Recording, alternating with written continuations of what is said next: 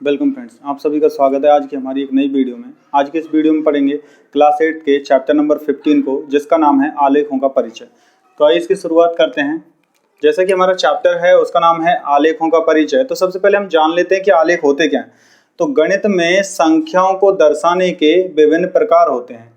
एक तो हम किसी भी समस्या को या सवालों को संख्याओं के रूप में दर्शा सकते हैं, संख्याओं की सहायता से उसे दर्शा सकते हैं। उसी के अनुरूप जब संख्याओं में हम उसे नहीं दर्शाना चाहते, बड़ी संख्याओं के समूह को, या फिर हम कहें हमारे बड़े डाटा को, आंकड़ों को जब हम एक नए रूप में दर्शाना चाहते हैं तो उन्हीं का एक नया रूप आलेख कहलाता है, जिसे ग्राफ या चार्ट भी कहा जाता है, जिसमें हम विभिन्न प्रकार की नई नई चीजों को सीखते हैं। तो देखिए, अब यहाँ पर पहला जो है हमारा सामने वो है एक दंड आलेख और दूसरा है दोहरा दंड आलेख। ये कैसे बनाए जाते हैं इनके बारे में जानते हैं।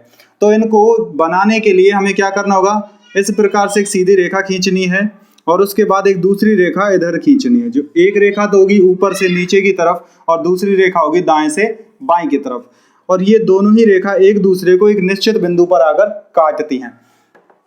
अब इसके बाद में यहाँ पर हमने नीचे एक रेखा खींची है जो दाएं से बाएं जा रही है, और एक रेखा ऊपर से नीचे जो जा रही है। यहाँ पर हमारी जो सवाल हैं, संख्याएं हैं, उनको हम दर्शाते हैं। जैसे कि मान लीजिए एक उदाहरण से इसको अच्छे से समझते हैं कि एक व्यक्ति है या कोई विद्यार्थी है, राम ने 4 सब्जेक्ट में टेस्ट दिया है।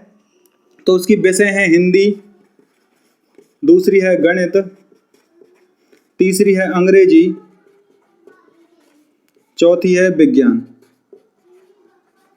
और सभी जो टेस्ट थे वो 10 नंबर के थे।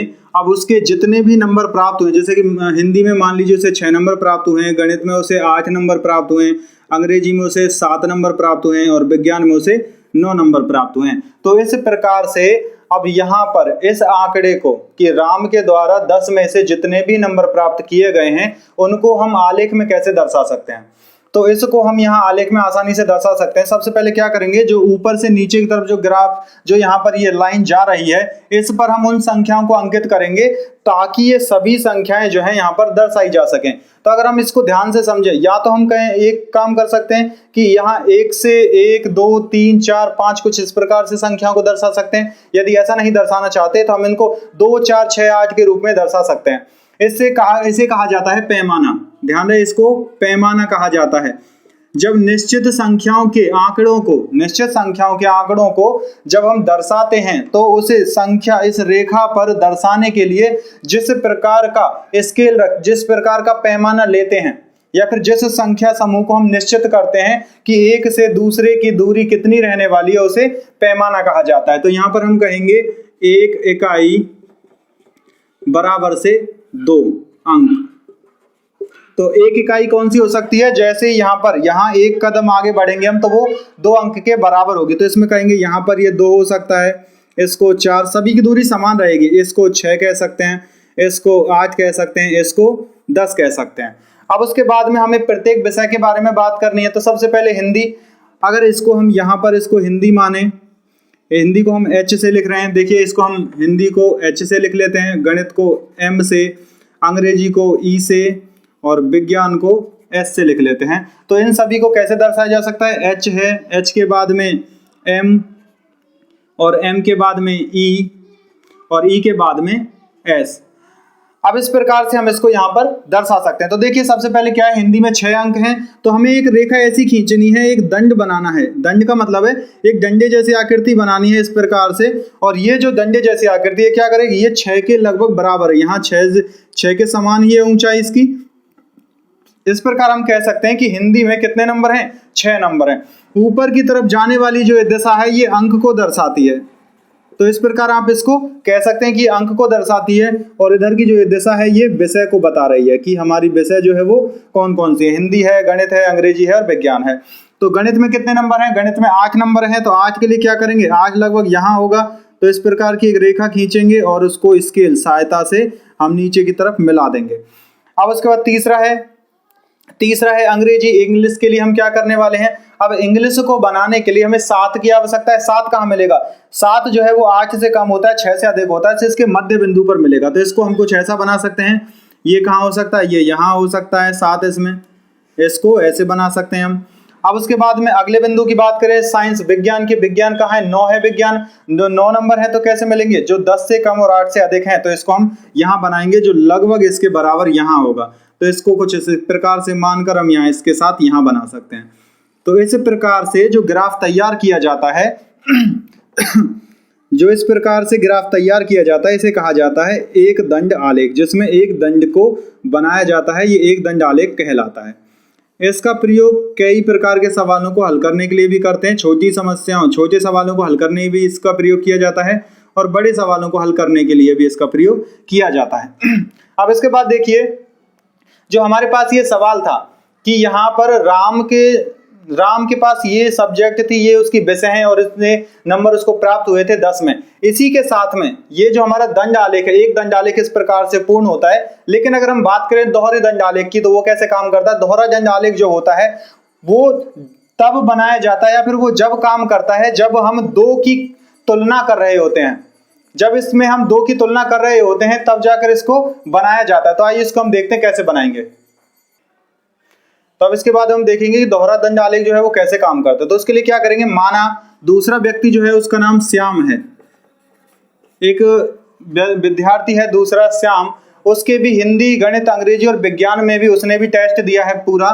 तो उसके जो नंबर है वो कुछ इस प्रकार से हैं, जैसे कि 7 नंबर इसमें आए हैं उसके, यहाँ पर उसके 6 नंबर हैं, गणित में, अंग्रेजी में उसके मान लीजिए 8 नंबर हैं और विज्ञान में इसके 10 नंबर हैं। तो अब इसकी जब तुलना हम करेंगे तो क्या करेंगे इसके लिए, अब इसके लिए जब हम दंड आलेख बनाते हैं तो वो दंड आलेख हमें इसी के साथ बनाना होगा, क्योंकि एक दंड आलेख जब बनाया जाता है तो एक दंड से उसको दर्शाया जाता है और जब दोहरा दंड आलेख बनाते हैं तो एक के साथ में लगकर दूसरे को बनाया जाता है ताकि उनकी तुलना करना आसान हो जाए। कैसे, देखो हिंदी में इसके 6 नंबर थे और इसके 7 नंबर हैं, तो दूसरे को बनाने के लिए क्या कर सकते हैं हम और यहाँ पर लिख भी सकते हैं कि नीले रंग से हमने किसको, राम को दर्शाया है और जो श्याम है उसको काले रंग से दर्शाया। तो हम यहाँ लिख सकते हैं राम बराबर से नीला रंग और श्याम बराबर से काला रंग।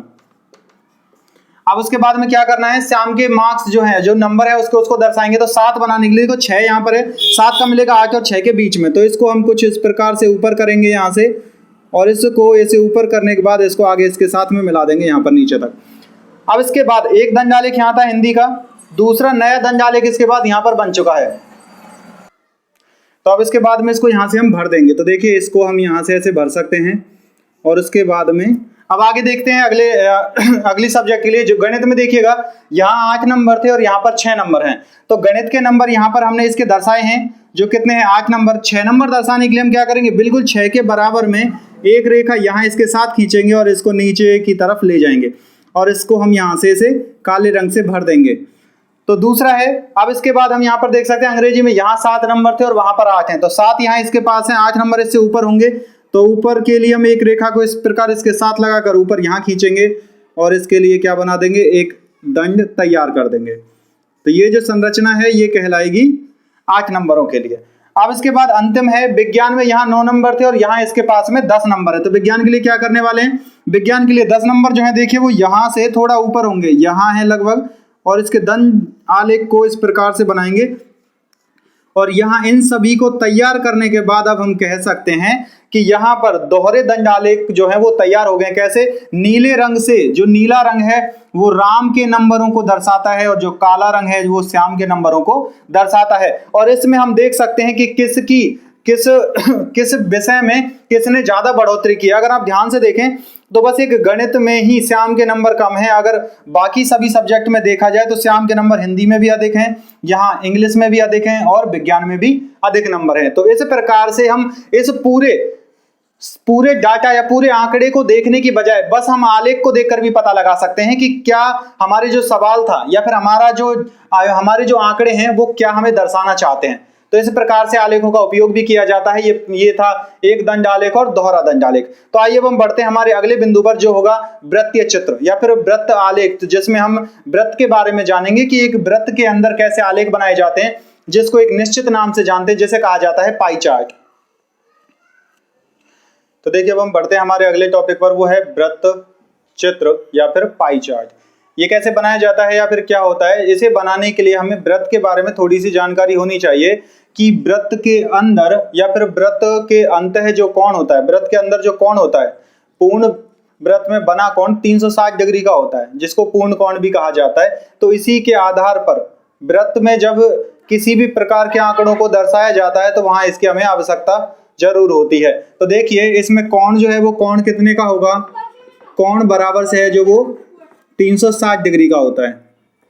अब इसके बाद यहाँ पर हमारे सामने दिया हुआ है कि राम जो है उसने 4 टेस्ट दिए हुए हैं, हिंदी, अंग्रेजी, गणित और विज्ञान। उसके बताया हुआ है कि वहां उसके कितने नंबर आए हैं। हिंदी में 8 नंबर हैं, अंग्रेजी में 10, गणित में 12 नंबर है और विज्ञान में यहाँ पर जो उसके नंबर हैं वो 10 हैं। तो इस प्रकार से अब हमें बस इतना पता लगाना है कि उसके इन नंबरों को हम कैसे पाई चार्ट में अंकित कर सकते हैं। तो इसको अंकित करने के लिए हमें 2 चीजों की आवश्यकता होगी। हम क्या कर सकते हैं, इनको यहां पर दर्शाने के लिए कोण का प्रयोग करते हैं। किसका प्रयोग करेंगे? हम कोण का प्रयोग करेंगे। तो इसे दर्शाने के लिए हमें आवश्यकता होगी कि हम ये पता लगा सकें कि ये प्रत्येक जो नंबर है ये कितने प्रतिशत है कुल नंबर का। कुल नंबर जो इसके हैं 40 नंबर, ये उसका कितना प्रतिशत है। तो इसको जानने के लिए या तो हम प्रतिशत से इस सवाल को हल करें या फिर प्रतिशत निकालने के बाद जब यदि हम इसमें इसका प्रतिशत निकाल लेते हैं तो फिर हमें उसी प्रतिशत को 360 डिग्री पर निकालना होगा कि वह कितना होगा उसके लिए। इसके अलावा हम एक काम कर सकते हैं, इन्हीं आंकड़ों का प्रयोग करके कि एक विषय के लिए जो आंकड़ा है उसको 360 डिग्री के आधार पर निकालें और एक निश्चित कोण का माप तैयार करें, ताकि हमें पता चल जाए कितने डिग्री का कोण जो हमें वो तैयार करना होगा, जो पाई चार्ट को बनाने में हमें सहायता कर सकता है। तो इसे कैसे हल करेंगे? देखिए, जैसे मान लीजिए हिंदी में बात कर रहे हैं तो हिंदी में h बराबर से, हिंदी में उसके पास जो नंबर हैं, अगर इसमें हम हिंदी की बात करें तो हिंदी में उसके पास में 8 नंबर हैं और 8 नंबर जो है वो 40 का कितना प्रतिशत हो सकता है? 40 की अगर हम बात करें कि 8 40 के टुकड़े कर दिए जाएं, अगर 40 के अगर टुकड़े कर दिए जाएं तो कितने टुकड़े करने पड़े हमें, ताकि हम पता लगा सकें वह उसका उतना प्रतिशत है। तो देखो, जैसे हम लिखें 8 + 8 + 8 + 8 + 8, तो 1 2 3 4 5, 8 और 8 16, 16 8 3 24, 8 चौक 32, 8 पंजे 40। तो ये 40 हो चुके हैं। अब ये जो प्रतिशत होता है वो 100 पर निकल के आता है। कितने पर निकल के आता है? 100 पर निकल के आता है। उसके आधार पर हम ये कह सकते हैं 100 को यदि 5 भागों में बराबर बराबर बांटा जाए तो प्रत्येक भाग जो है उसका 20% माना जाता है। तो हमें 360 जो है 360 का 20% निकालना होगा। तो हम इसका 360 का 20% कैसे निकाल सकते हैं? तो इसमें देखिए इसको कैसे निकाला जाता है, या तो इस तरीके से निकाल सकते हैं, दूसरा तरीका है 8/40 × 100। इसका प्रयोग करेंगे। यहाँ 1 0 से 1 0 काट देंगे, 4 से इसे काटेंगे, 8 को 2 बार, 2 का गुणा 10 से करेंगे, बराबर से आएगा 20%। 20% आ चुका है। अब उसके बाद में हमें 360 था हमारे पास कोण, 360 का हमें 20% निकालना, तो क्या लिखेंगे? 20 और उसके बाद में बटे 100 × 360, इसका प्रयोग करेंगे। अब इसका प्रयोग करने के बाद में हम क्या कर सकते हैं? 1 0 से इसे काटेंगे, 1 0 से इसे काटेंगे, बराबर 36 × 2 करने पर आता है 72। तो पहला जो कोण है हिंदी के लिए, जो कोण बनने वाला है वो कितने का होना चाहिए? 72 डिग्री का। जब हिंदी के लिए, अब इसमें क्या करेंगे, एक बिंदु लेंगे निश्चित, वो इसका केंद्र बिंदु है, केंद्र बिंदु से एक त्रिज्या खींचेंगे, त्रिज्या बना दी, यही हमारा एक मुख्य आधार बनेगा। और इसी के आधार पर अब इसी से हम बाकी चारों विषयों के लिए यहाँ इसमें क्षेत्र जो है वो निर्धारित करेंगे। तो क्या करेंगे, इस पर आप चाहो तो चांदा रख सकते हो, चांदा रखने के बाद 72 डिग्री का कोण इसके ऊपर बनाओगे तो वो लगभग कम से कम इतना दिखाई देगा, ऐसे दिखाई देगा। ये 72 डिग्री का कोण होगा। यहाँ पर 72 डिग्री का कोण है। कितने नंबर मिल रहे थे? इसमें 8 नंबर हैं हिंदी के लिए, तो इसको हम H नाम दे देंगे। H नाम देने के बाद में अब इस प्रक्रिया को अगर आप यहां से ध्यान से देखें, इसमें कौन सी चीज ऐसी है जिसको एक साथ पूर्ण करें, अगर 360 के साथ ही, तो हमें कितना 72 प्राप्त हो जाए। तो हम इसको यहां से कुछ इस प्रकार से लिख सकते हैं। देखिए, अगर हम इसको लिखते 8/40 और गुणा अगर 360 करें तो कितना मान प्राप्त हो सकता है? जैसे कि हम इसको इससे काट देंगे और उसके बाद में इससे इसको काटेंगे तो कितना आ जाएगा? 2। 36 × 2 करने पर बराबर से हमें कितना प्राप्त हो सकता है? 72। इसका मतलब है जो नंबर हमारे पास मौजूद हैं, जितने उसने प्राप्त किए हैं, उस विषय में प्राप्तांक यानी कि जो नंबर हमें दिए गए हैं बटे में उनका योग, बटे में हम योग का प्रयोग कर सकते हैं और गुणा कर दें उस कोण से जितने डिग्री का वो कोण है, तो हमें कोण प्राप्त हो जाएगा कि कितने डिग्री का कोण हमें पाई चार्ट में बनाना होगा। तो इसी विधि का प्रयोग करके आप क्या कर सकते हैं, हमें बार बार एक बार प्रतिशत निकाल के फिर कोण के लिए वो प्रतिशत ढूंढने की आवश्यकता नहीं है, हम डायरेक्ट हल कर सकते हैं। तो इसमें क्या करेंगे, इसको कुछ इस प्रकार से हल करेंगे। देखिएगा यहां हम इसको लिखेंगे हिंदी के लिए 8/40 गुणा 360 और बराबर से 72 आता है यहाँ से, क्योंकि इससे 40 से अगर आप सीधा काटें, 4 से इसको काटिएगा 36 को, तो 36 को जब आप 4 से काटोगे, 4 8 32, 4 नंबर 36, 9 आ चुका है। इसका मतलब हर बार ये 40 ही रहेगा, योग में तो नीचे 40 रहने वाला है, 360 को काटेंगे तो हर बार 9 आएगा। इसका मतलब है बाकी सभी का 9 से गुणा करने पर हमें वो कोण प्राप्त हो जाएगा कि कितने डिग्री का जो कोण है वो इनके लिए बनने वाला है। तो देखो अब इंग्लिश में क्या बनेगा, इंग्लिश बराबर से, इंग्लिश में 10 नंबर हैं, 10/40 गुणा 360, 40 से 360 कर दीजिएगा 9 बार, 9 गुणा 10 करने पर 90 डिग्री।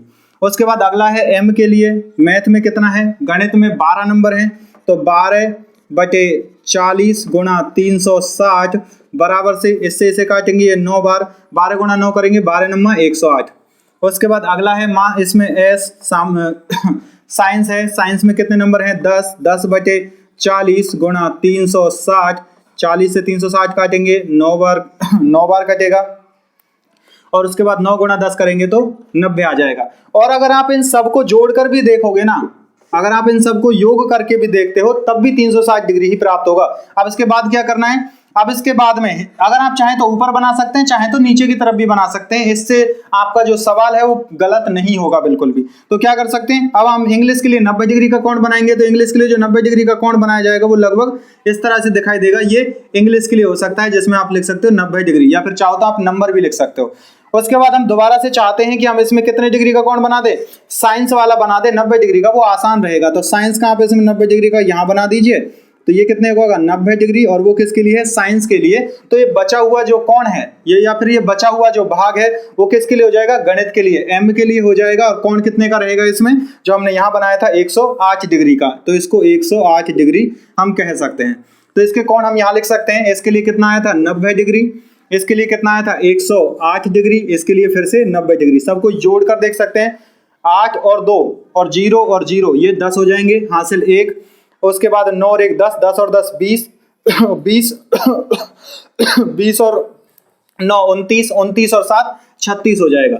तो इस प्रकार से हम इसको 360 डिग्री बराबर पता लगा सकते हैं कि जो हमने कोण बनाए हैं, जो उनका कोण निकाला है हमने प्रत्येक नंबरों के लिए, वो सही है या फिर गलत है। तो इस प्रकार से पाई चार्ट को बनाया जाता है। कि पाई चार्ट का उपयोग कैसे करते हैं, इसी प्रकार पाई चार्ट के सवाल भी आपके सामने होंगे। अब इसी में से सवाल पूछा जा सकता है, आंकड़ा आपको मान लीजिए आंकड़े ना दे और इस प्रकार का एक पाई चार्ट पहले से बना हुआ हमारे सामने और हमसे पूछा जाए तो बताइएगा इसमें जो विज्ञान है वो कितने प्रतिशत भाग को अपने पास में रखता है। तो इसमें 90 डिग्री का कोण है, लेकिन प्रतिशत कितने प्रतिशत का भाग था इसके पास में, वो भी आप बता सकते हो कि कितना प्रतिशत भाग है पूर्ण का, इसमें जो भी भाग इसके सामने आता है उसे आप बता पाओगे।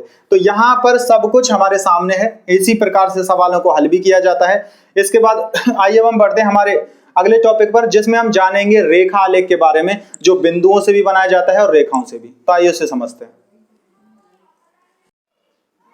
तो देखिए अब हम बढ़ते हैं हमारे अगले पॉइंट पर। जो हमारा अगला पॉइंट है इसमें आयत चित्र के बारे में भी है, रैखिक आलेख के बारे में भी है, निर्देशांक के बारे में भी है। यहाँ पर जो रैखिक आलेख है और जो निर्देशांक है वो एक दूसरे के साथ आते हैं, लेकिन जो आयत चित्र है वो थोड़ा सा अलग होता है। जो हमने द्विदंड आलेख पढ़ा था वहां पर, या फिर दोहरा दंड आलेख, उसी के प्रकार से आयत चित्र बनाया जाता है। बस आयत चित्र में जो संख्याएं हम लिखते हैं वो जरूरी नहीं होती कि 0 से ही उनकी शुरुआत हो, या फिर हम कह सकते हैं कि मान लीजिए ये इस प्रकार का एक ग्राफ बना हुआ है।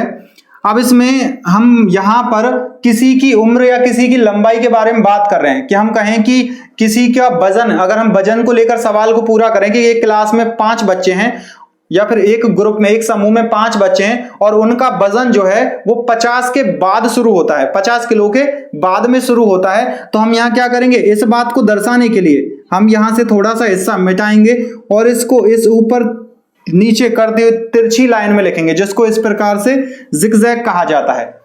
तो इस प्रकार की तिरछी लाइनों से इसे दर्शाते हैं। इसका मतलब यह होता है कि यहां पर जो ये भाग है ये 0 से शुरुआत ना होकर जो हमारे सवाल में दिया हुआ होगा, जैसे मान लीजिए कि 50 और उसके बाद में यहां पर 55, यहां पर हम 60 रख सकते हैं। इस प्रकार से मान लीजिए हमारे पास 4 बच्चे थे, जैसे A, B, C और D। अब जो A है या फिर और भी अधिक बच्चे हमारे पास में, तो उनमें से जो 50 किलोग्राम जिनका वजन है, 50 केजी जिनका वजन है, वो 2 बच्चे थे। और 55 केजी किलोग्राम जिनका वजन है वो 3 बच्चे हैं। और उसके अलावा 60 किलोग्राम जिनका वजन है वो बच्चे 2 हैं फिर से। अब इसको अंतराल के रूप में भी लिखा जा सकता है। अंतराल के रूप में कैसे? जैसे कि हम कहें यहां पर कि ये जो बच्चे थे ये है 45 किलोग्राम से 50 किलोग्राम वाले बच्चे जो हैं, जिनका वजन 45 से 50 के बीच में, तो वो 2 बच्चे हैं। और जिनका वजन 50 किलोग्राम से 55 किलोग्राम के बीच है वो बच्चे 3 हैं। और उसके अलावा यहां पर 55 किलोग्राम से 60 किलोग्राम के बीच में जो बच्चे हैं वो भी 2 हैं। तो अब इन्हें कैसे दर्शाया जाएगा? तो यहां पर जो अंतराल है वो इसी बात को दर्शाता है कि यहां पर आयत चित्र बनाया जाता है। और आयत चित्र में सभी जो आयत दंड, इसमें भी दंड बनाए जाते हैं, लेकिन इन दंड में एक समानता यह होती है कि सभी एक दूसरे के साथ लगकर बने हुए होते हैं, क्योंकि यहां पर संख्याएं जो है एक दूसरे के साथ ऐसा संबंध रखती हैं कि जो संख्या जहां खत्म हो रही है या तो वह अगली संख्या, अगला जो हमारा अंतराल है वो उसी के बाद शुरू होगा। अंतराल किसे कहते हैं? यहां पर एक से अगला, अब पहले समूह को यह दर्शाता है, ये दूसरे को, ये तीसरे को, तो इनके बीच के जो समूह है, यहां से बीच की दूरी है उसे अंतराल कहा जाता है। कि यहाँ 45 से 50 है, इसके बाद ये 50 से 50 शुरू हो रहा था, दोबारा से ये 50 से हो सकता है 51 से भी शुरू हो सकता है, तो 51 से 55 के लिए भी हो सकता था। तो इस प्रकार के समूहों को दर्शाने के लिए जब भी हम चित्र बनाते हैं दंड आलेख का, वो कैसा होता है? बिल्कुल एक दूसरे के साथ में लगे हुए। तो देखिए अब हम इसमें कहें कि ये एक व्यक्ति को दर्शाता है, यहां पर 2 को, यहां पर 3 को दर्शाया जाता है। तो अब देखिए कैसे बनाएंगे। 50 के वजन वाले बच्चे जो हैं, तो यहां 45 तो देखिए कहीं से शुरू होता है, जहां से जिग जैग की लाइन खत्म होती है वहीं से हम इसको शुरू करके कुछ इस प्रकार बना सकते हैं कि ये किसको दर्शाता है? ये 2 को दर्शाता है, यहां 2 को दर्शाता है। 50 से अधिक उम्र के जो बालक बच्चे हैं, विद्यार्थी जो है, उनका वजन 55 है, तो 55 के लिए 3 को इस प्रकार दर्शाया जाएगा और ये सभी एक दूसरे के साथ लगे होंगे। और उसके बाद 55 से 60 के लिए क्या करेंगे? अब फिर से 55 से 60 के लिए वो 2 को दर्शाते हैं, तो 2 के लिए इस प्रकार से उसको बनाया जाएगा या फिर उसके मिला के उसके साथ में लिखा जाएगा। इस प्रकार आयत चित्र बनाए जाते हैं। और आयत चित्र में अगर संख्या 50 से 100 से या कहीं से जनसंख्या को भी इसमें दर्शाया जा सकता है कि 2001 से जनसंख्या ये रही है और 2001 से पहले के बारे में हम बात नहीं कर रहे, तो उसे दर्शाने के लिए जिग जैग इस लाइन का प्रयोग करके हम उसको दर्शाते हैं कि उससे पहले वाले आंकड़ों के बारे में जानकारी नहीं है या फिर हम उसके बारे में बात नहीं करना चाहते, इसलिए आयत चित्र का प्रयोग किया जाता है। अब इसके बाद यहां पर देखिए अगला बिंदु है हमारा, वो है निर्देशांक और रैखिक आलेख। निर्देशांक और रैखिक आलेख को समझने के लिए रैखिक आलेख जो है वो रेखाओं से बनाए जाते हैं, लेकिन उन पर एक बिंदु, उनके लिए बिंदु की स्थिति जानना ज्यादा जरूरी है। और बिंदु जो है वो निर्देशांक से निकल के आते हैं, तो इसको हम जानेंगे कि बिंदु जो है वो कैसे होंगे और क्यों उनको निर्देशांक भी कहा जाता है। तो देखिए उसको हम शुरू करते हैं यहां पर कि कैसे निर्देशांक होते हैं और कैसे उनको हल किया जाता है। तो यहां ध्यान से देखिएगा, यदि इस प्रकार से ग्राफ तैयार किया जाए तो इधर जो दाएं से बाईं तरफ जो या फिर दाईं तरफ दाएं बाएं की जो रेखा होगी इसको एक्स अक्ष कहा जाता है। इसको एक्स अक्ष कहा जाता है। जो रेखा ऊपर से नीचे की तरफ जा रही होगी या ऊपर नीचे की जो रेखा होगी उसको वाई अक्ष कहा जाता है। तो इस प्रकार से यहां पर एक्स अक्ष और वाई अक्ष होता है हमारे सामने। तो इन पर एक निश्चित अंतराल होता है जिसमें पैमाना क्या होता है? पैमाना बराबर से 1 सेंटीमीटर बराबर 1 इकाई या फिर एक वह चीज जिसके बारे में हम बात कर रहे हैं। 1 सेंटीमीटर बराबर से 1 इकाई होता है, चाहे वो लोगों के बारे में बात कर रहे हो हम, चाहे हम किसी वस्तु के बारे में बात कर रहे हो, तो वही इकाई यहां लिखी जाएगी। अगर सवाल वस्तुओं के लिए है तो 1 वस्तु हो जाएगी, अगर सवाल पुस्तकों के लिए है तो पुस्तक हो जाएगी, लोगों के लिए है तो लोगों की संख्या हो जाएगी। जितना हम उसे मान रहे हैं उतना वो हो सकता है। तो इसमें मान लीजिए बिंदु है हमारे 1, ये हो सकता है 2, ये 3 है, ये 4, ये 5, ये 6। इस प्रकार से ऐसे ही ऊपर हो सकता है 1, ये 2, 3, 4, 5। अब इसके बाद में हमें कोई बिंदु कहा जाए, अगर हमसे कहा जाए कि हमें एक ऐसे बिंदु को ढूंढना है जो 3 और 5 पर हो, ध्यान रहे इसमें एक्स अक्ष को पहले लिखा जाता है। किसको लिखेंगे हम? पहले एक्स अक्ष को लिखा जाता है और एक्स अक्ष को ही पहले ढूंढा जाता है। उसके बाद कोमा, दूसरा जो नंबर होता है वो वाई अक्ष का होता है। किसका होता है? वाई अक्ष का। तो इस प्रकार से पहले एक्स अक्ष का मान होता है, फिर दूसरा वाई अक्ष का मान होता है, और उसे ढूंढते कैसे हैं? उसी से रैखिक आलेख जो है हमारे वो तैयार होते हैं। मान लीजिए हम कुछ यहां पर बिंदु बना रहे हैं, ए बी, ये सी और ये डी। पहला बिंदु जो है वो 2,3 पर है, दूसरा जो बिंदु है वो 3,4 पर है, और उसके बाद एक बिंदु है हमारा 1,4 पर, और उसके अलावा चौथा जो बिंदु है वो हो सकता है 3,2 पर। इस प्रकार से 4 बिंदु हमारे सामने हैं। जिस प्रकार ये संख्याएं लिख रही थी, एक से यहां से शुरू किया था, जहां पर ये दोनों ही बिंदु एक दूसरे को आकर मिलते हैं वो 0,0 उनको कहा जाता है, और इस बिंदु को O से लिखा जाता है। ये इसका मूल बिंदु कहलाता है, जिसे ओरिजिन भी कहते हैं इंग्लिश में। अब यहां इस पे हम क्या करेंगे? सबसे पहले 2 ढूंढेंगे। एक्स वाली लाइन पे 2 कहां है? एक्स वाली लाइन पे 0 ये रहा, ये 1 है, ये 2 है, 2 ये रहा। अब 2 की जो स्थिति है वो कैसी रहेगी? ऊपर से नीचे की तरफ हर जगह पर 2 ही कहलाएगा। उसके बाद दूसरा कहता है 3, तो नीचे तो नहीं है हमें जाना, हमें ऊपर की तरफ जाना, हमें ऊपर की तरफ जाना है। तो ऊपर में देखो, यहां से यहां तक रहता तो 1, यहां पहुंचा तो 2, यहां पहुंचा तो 3। तो ये जो स्थिति है, ये ऊपर से नीचे इस प्रकार 2 था और ये इस प्रकार से 3 है। जहां ये दोनों ही रेखाएं एक दूसरे को आकर इस प्रकार से काट रही हैं, उसे कहा जाएगा, उसे ही हम कहेंगे ये कौन सा बिंदु है हमारा? यह बिंदु ए कहलाएगा। तो इसको हम नाम दे सकते हैं यहां पर ए बिंदु। ये हमारा ए बिंदु है। उसके बाद दूसरा है, इसमें 3,4 को ढूंढना है। पहले 3 को ढूंढो, कहां है? 3 यहां पर है हमारे सामने। अब इसमें 4 ढूंढना है, 4 कहां मिलेगा? तो देखो 3 को देखेंगे तो 3 जो है ऊपर की तरफ इस प्रकार जा रहा होगा, और 4 कहां है? 4 हमारे सामने इस प्रकार से यहां पर है। तो जहां पर ये बिंदु एक दूसरे को आकर काट रहे हैं वही हमारा बी बिंदु कहलाएगा। इसको बी बिंदु कहेंगे। सी के लिए 1,4 है। 1 कहां है? 1 यहां पर है। 4 कहां है? 4 ऊपर है। तो 1 को ऊपर की तरफ लेकर जाएंगे पहले तो हम 4 ढूंढने के लिए। इस प्रकार इसको जहां पर ये दो बिंदु एक दूसरे को काटेंगे इसको सी कहेंगे, और यही हमारा कौन सा बिंदु कहलाएगा? 1,4 वाला बिंदु कहलाएगा। इसके अलावा लास्ट है हमारा 3,2 के लिए। तो 3 देखिए, 3 कहां है इसमें?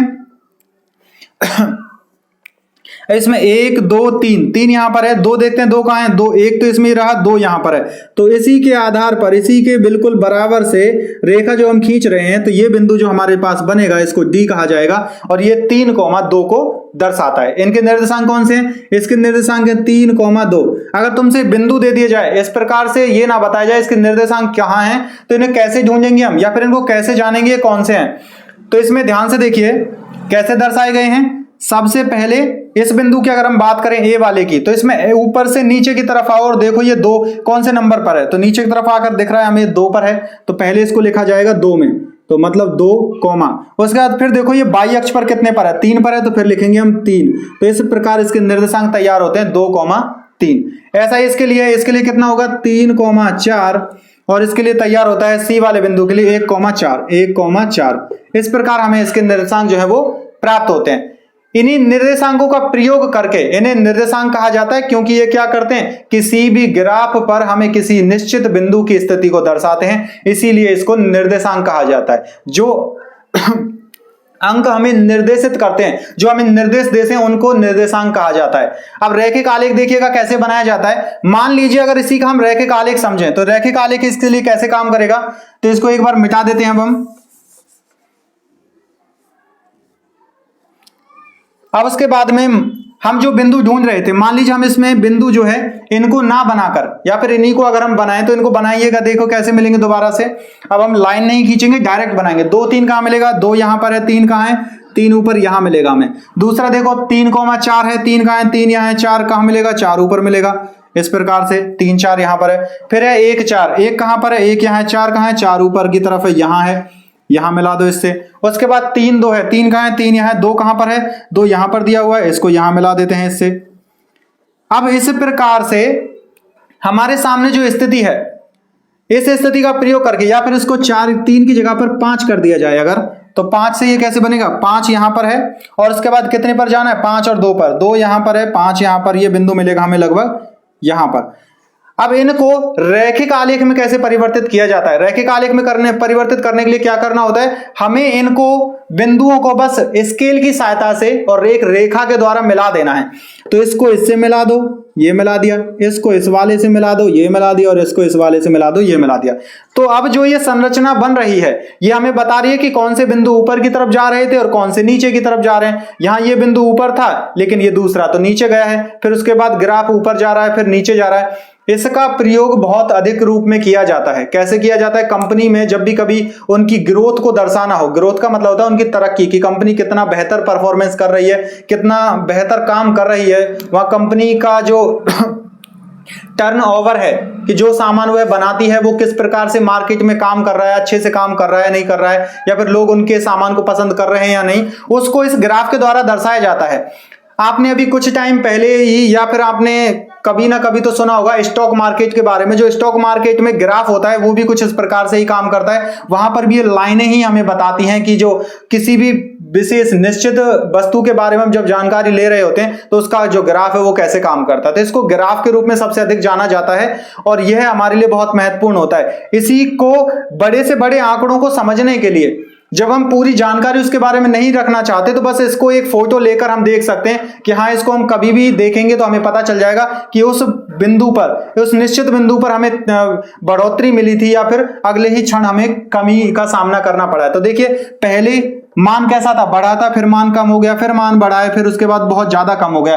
तो ये अंतराल भी दर्शाता है कि कितने का अंतराल है इनके बीच में, और उसके बाद ये भी दर्शाता है कि कितनी कमी है। तो देखो, कमी को कैसे देखा जाएगा? कमी कुछ इस प्रकार से पता चलेगी इसमें, और उसके बाद में यहां से देख सकते हैं कि अंतराल कितना ज्यादा था इनके बीच में। इस प्रकार से हम देख सकते हैं यहां पर कि यहां जहां पर ये बिंदु एक दूसरे को काट रही हैं, जहां पर ये रेखाएं एक दूसरे को काट रही हैं, वहां हमें पता चलता है कि कितने समय के बाद, कितने निश्चित बिंदुओं के बाद में परिवर्तन देखने को मिला। यहां हर एक बिंदु के बाद परिवर्तन है, 3 के बाद 2 बिंदु, एक बिंदु को छोड़कर दूसरे बिंदु पर परिवर्तन देखने को मिला है। ऐसे ही अगर ऊपर नीचे ग्राफ की बात करें तो पूरा परिवर्तन जो है कहां से? 4 से शुरू हुई थी। जो ग्राफ हमारा 4 से शुरू होता है, 4 के बाद 3 पे आया, 3 के बाद कहां पहुंचा? 4 पर, फिर उसके बाद में 2 पर पहुंच गया है। इस प्रकार से हमें पता चलता है कि एक्स अक्ष पर और वाई अक्ष पर इनके मान किस प्रकार घट रहे हैं और बढ़ रहे हैं। तो आज की हमारी जो वीडियो थी क्लास 8 की चैप्टर नंबर 15 आलेखों का परिचय, वो यहां पर समाप्त होती है। आज की हमारी इस वीडियो में इतना ही। फिर हम मिलेंगे आपसे एक नए टॉपिक के साथ में, नई वीडियो में। तो तब तक के लिए धन्यवाद।